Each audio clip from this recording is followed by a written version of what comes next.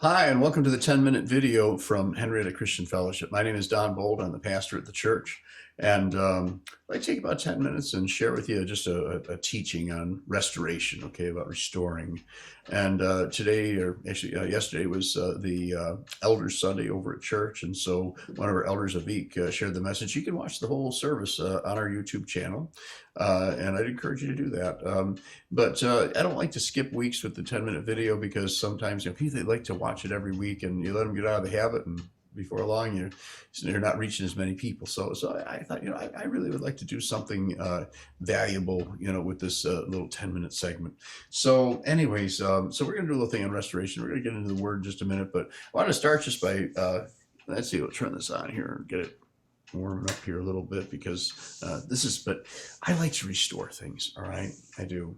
And I've restored furniture, I've restored photographs, all kinds of things over the years, clocks, and I'd always had a thought about I'd like to restore an old radio. I looked at antique ones and just the cost involved and the uncertainty about getting parts and things. I thought, it wasn't quite what I was looking for, but I settled on, I wanted a pre-World War II table radio, something that would have been common in a home, prior to the war, and so that would have been listened to through World War II by families.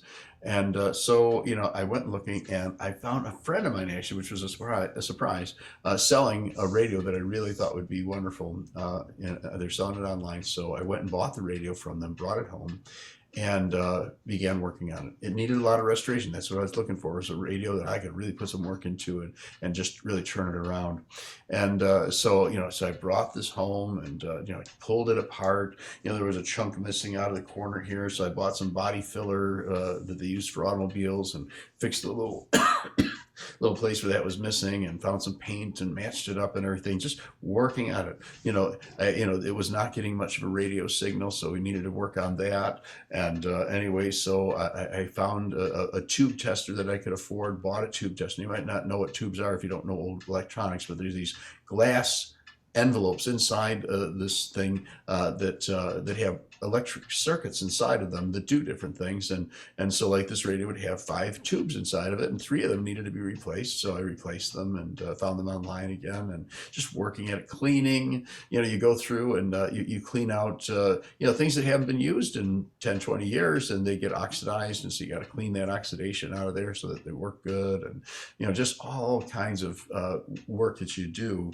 to make it like it should be. There was some little hard to see little paint spatters on there, and so I very gently scratched them off with my fingernail, because I knew that my fingernails were soft enough that they wouldn't scratch the Bakelite case, which is it's a very early soy-based plastic that they used back in those days. And anyways, so I eventually got it to where I was getting a good radio signal and everything, and it was kind of come along really well. I put it back together a bit and said, I said, but I want it to look shiny, because here's an advertising picture. I'll show you what it looked like when they were advertising for sale at Western Auto back in the 1940s. And it was shiny, and I wanted mine to be shiny too. So I went out and bought some special spray that would put a nice shiny coat on there and make it look brand new.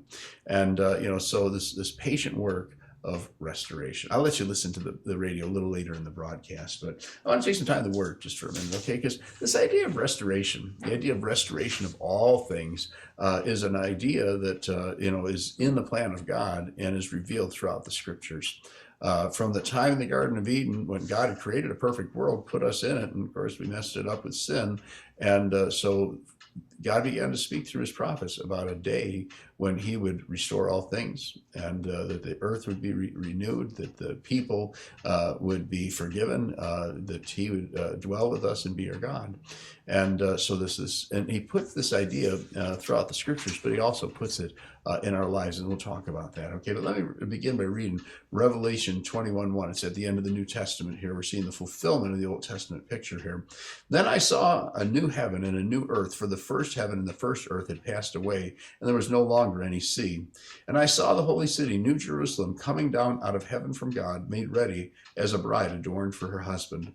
And I heard a loud voice from the throne saying, Behold, the tabernacle of God is among men, and he will dwell with them. And they shall be his people, and God himself will be among them. and he will wipe away every tear from their eyes. And there will no longer be any death. There will no longer be any mourning or crying or pain. The first things have passed away.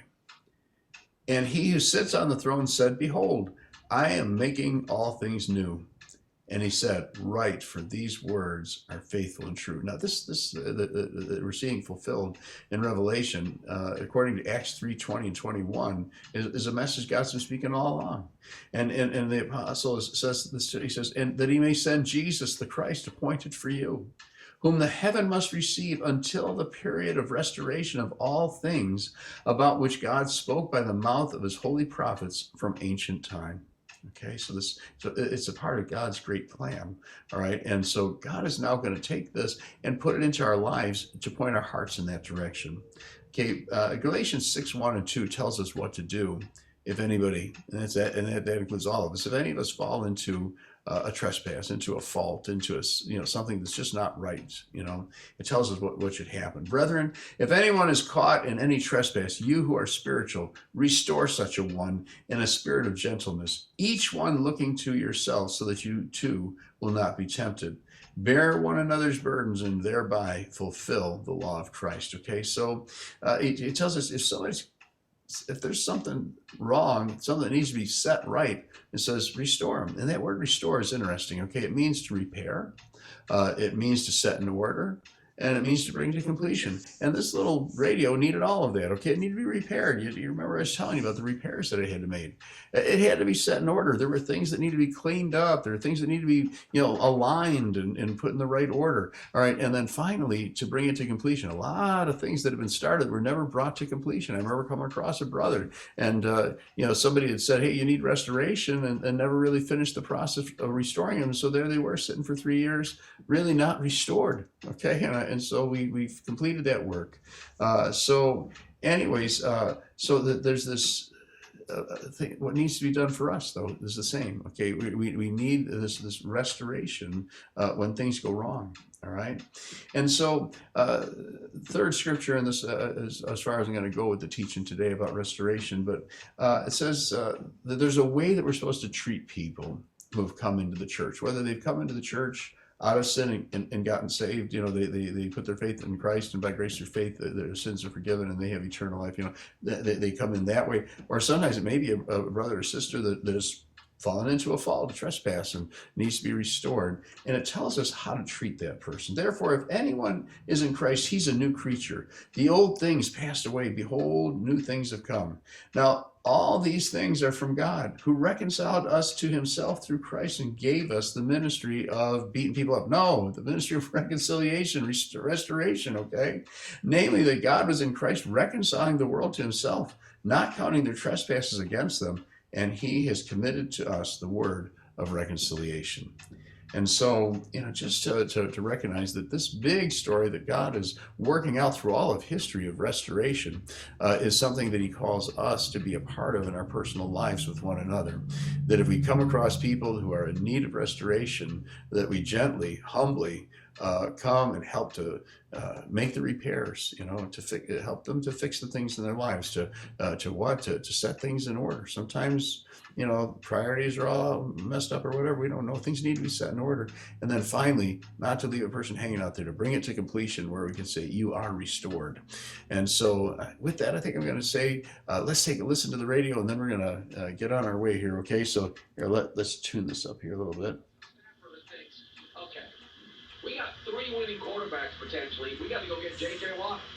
Hour 2 next. You've heard me talk about Black Rifle Coffee now for a while. There you go, Black Rifle Coffee. I drink every morning driving to the herd. So, restored.